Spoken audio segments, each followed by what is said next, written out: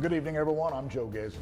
And I'm Leslie Adamy. At the top tonight, Republicans in the state Senate have already passed their Senate Bill 7.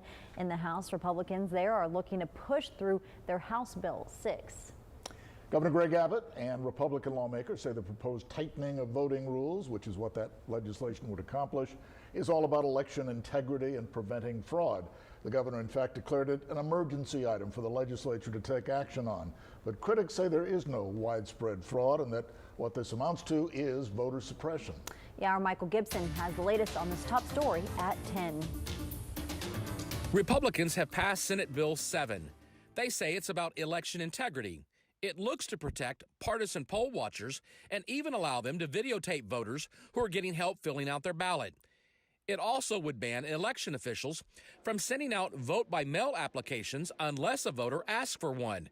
It also bans 24-hour voting locations as well as drive-through voting locations. While it may be called election integrity, in fact, is really a voter suppression type of legislation. State Senator Chuy Hinojosa says that bills that are in the legislature are usually nonpartisan, but Senate Bill 7 and House Bill 6 have become glaring exceptions. Obviously, Senate Bill 7 will be challenged in front of the court, but keep in mind that in our country, we have a long history of voter suppression.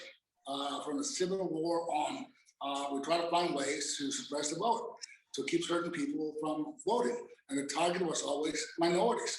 And that has not changed. Republicans say House Bill 6 is also about election integrity and trying to prevent fraud. It also will increase criminal penalties and create criminal offenses related to voting. It would also prevent election officials from removing those partisan poll watchers and make it a crime if they try.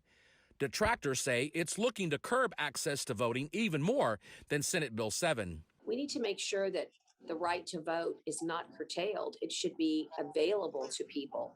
And I remember days when my grandmother, had her poll tax. Those were dark days. Those were days we never want to relive again. Nueces County Judge Barbara Canales believes state lawmakers should be focused on making voter access to our elections easier, not harder. After all, it was proven that there was no voter fraud during the 2020 presidential election cycle, which saw more mail-in ballots being used as well as curbside voting. I hope that in the wisdom of the legislature that they can continue to make voting accessible for all.